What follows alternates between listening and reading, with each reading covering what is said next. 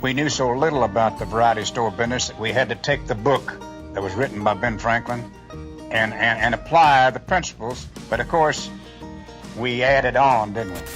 And we started doing strange things like cranking up ice cream machines on the sidewalk on Saturday night, running popcorn on the other end of the sidewalk, hawking anything we could hawk on that looked like it might have a chance to sell wherever. $572 billion. That's how much revenue Walmart generated in 2021. With over 2 million people working for the company, it is the largest employer in the world and the biggest retailer in terms of sales. But building such an empire was no easy feat. It all started when a poor farmer, who after being told he had no career in the retail business, decided to open his own store.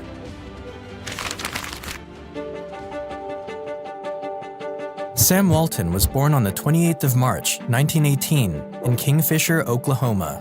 His father, Thomas Walton, was a farmer, but the farm wasn't generating enough money to provide for his family. Because of this, the family traveled around the country looking for greener pastures, moving from one state to another until they finally settled in Columbia, Missouri. Around this time, Sam had become a teenager. He helped the family by working a variety of small jobs and watched how his father survived by turning a small profit on each business deal he made. He also watched his mother start up a fairly successful milk business that involved him milking cows and delivering the milk to customers in the neighborhood after his football practice. His parents taught him the value of hard work and also just how much work it took to make a single dollar. But things weren't great at home for Sam. His father, Thomas, was almost never with the family, as he was always on the road trying to make extra money where he could. Because of this, Thomas's relationship with his wife worsened every year. In fact, in his autobiography, Sam described his parents as the two most quarrelsome people to ever live together. To escape the troubles at home, Sam engaged himself in sports, joined the Boy Scouts, and took several leadership roles that kept him busy. Sam graduated from David H. Hickman High School in 1935 and decided to attend the University of Missouri to take his first steps into the business world. While in school, he worked many odd jobs to support himself, including delivering newspapers and waiting tables in exchange for meals. Upon his graduation in the spring of 1940, Sam would get his first taste of the retail industry. He got himself a job as a sales trainee at JCPenney, which back then was just a small shop in Des Moines, Iowa. His starting pay was $75 a week, but this job did not go smoothly for Sam, and he was seen as one of JCPenney's worst employees.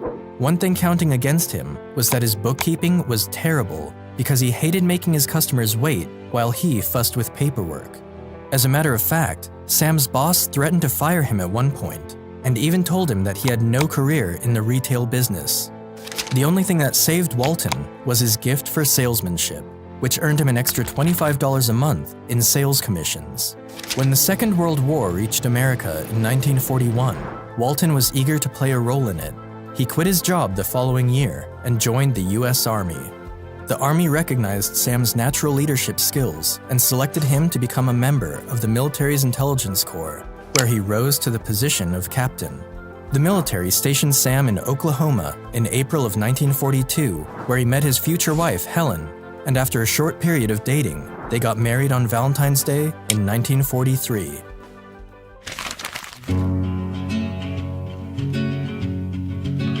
By the time the war was over, in 1945, Walton had a wife and child to support, and so he decided to start up his own retail business.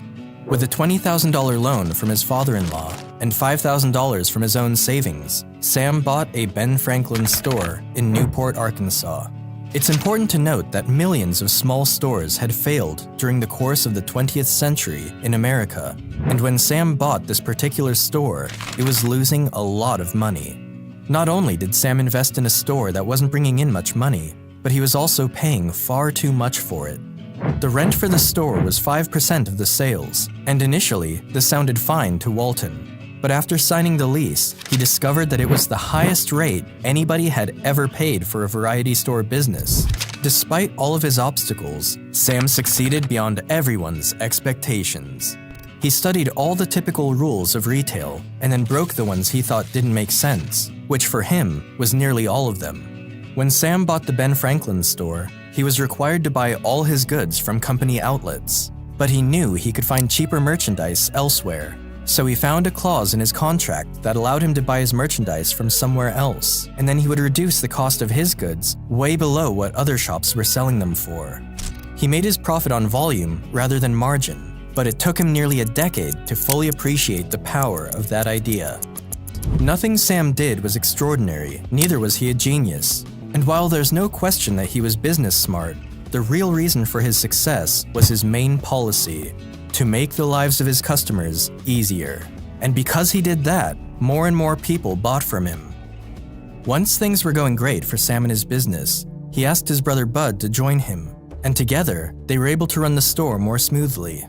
The Butler brothers, who owned the store Sam had leased, were not happy with the fact that the Waltons were getting their merchandise elsewhere, but they couldn't say much about it because the numbers Sam was generating were unmatched anywhere.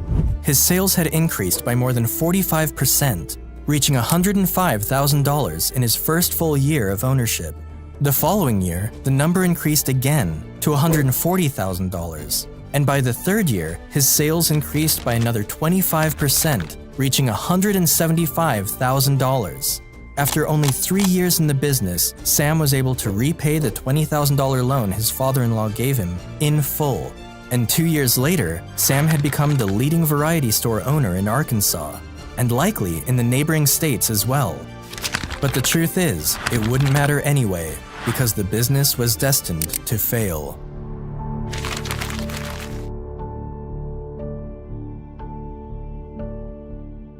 You see, when Sam Walton signed the lease for his store back in 1945, it contained no renewal clause. Options to renew were typically standard features of leases.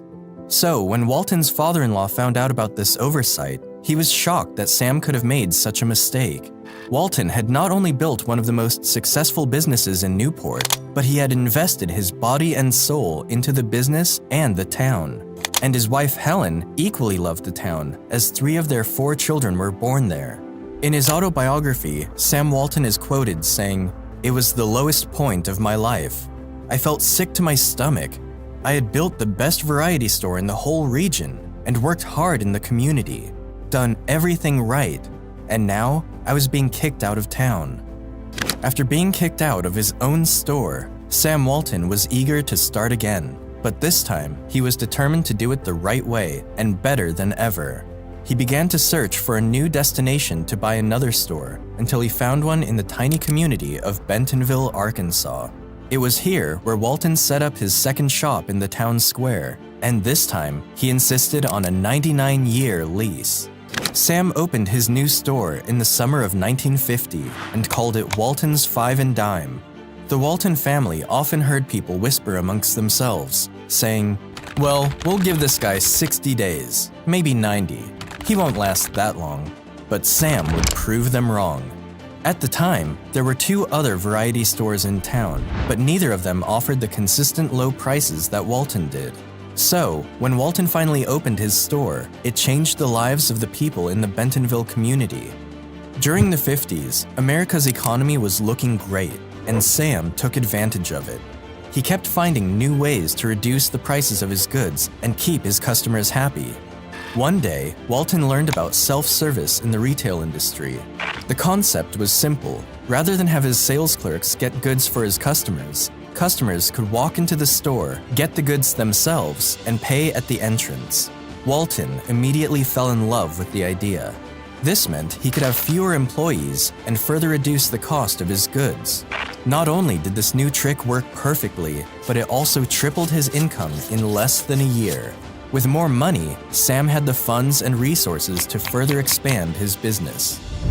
For the next few years, Sam went on to open one store after another, and by the end of the 1950s, Walton was a proud owner of 15 stores, which he had acquired using borrowed money and profits from his stores. But Sam still felt that he wasn't making as much profit as he should for the kinds of work he was putting into his business. So, he decided to adopt a new strategy, and this new strategy would change everything.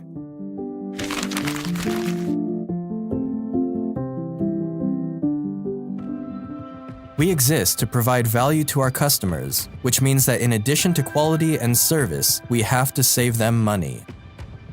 Walton's idea was to build big stores that discounted everything they stocked and to place them in small towns.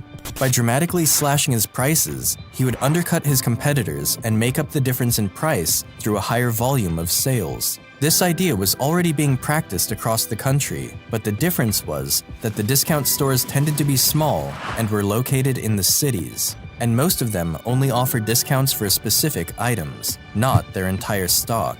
It was risky, and he needed a lot of money to make it work.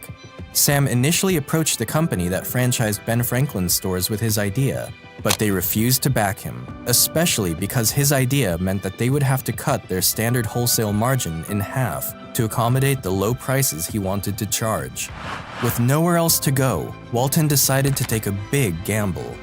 He mortgaged his home, borrowed a whole lot of money, and opened his first Walmart store in Rogers, Arkansas in 1962. Customers were thrilled that they didn't have to travel all the way to the city to get discount prices on goods. They flocked to Walmart stores in droves, and the company's sales rose tremendously. In those years, Sam kept learning from his competitors and developed new ways to further reduce the prices of his goods. He replaced the wooden shelves in his stores with metal ones, as they were cheaper and more durable. Another strategy he came up with was to keep his stores open for longer hours than his competitors. This was something only Walmart was doing, and it helped him generate more money.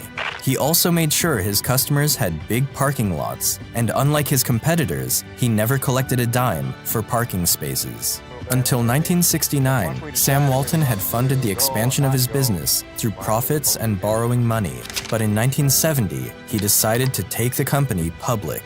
The initial offering generated about $5 million and allowed Walton and his family to retain about 61% ownership of the stock.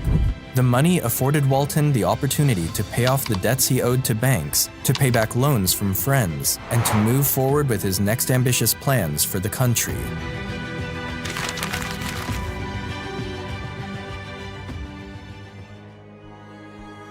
Between 1970 and 1971, Walmart added 6 more stores, followed by another 13 stores in each of the next 2 years, then 14, and then 26.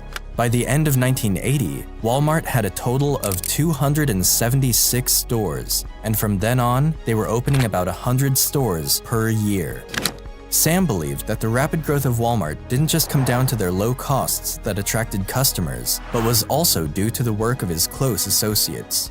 Sam made his associates partners and made sure that they benefited from cash bonuses and stock options, and this gave them a chance to take part in the growth of his business.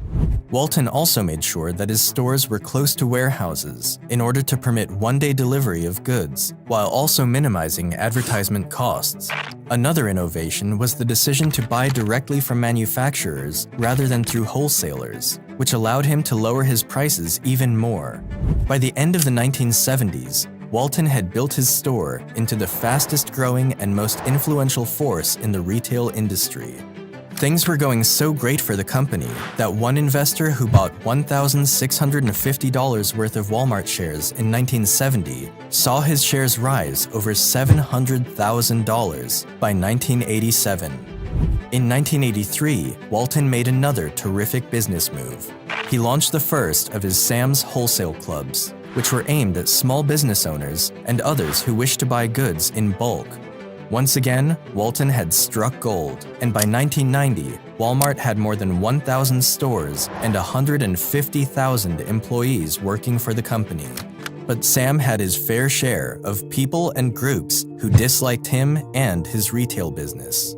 He has often been criticized for competing with small retailers and putting them out of business.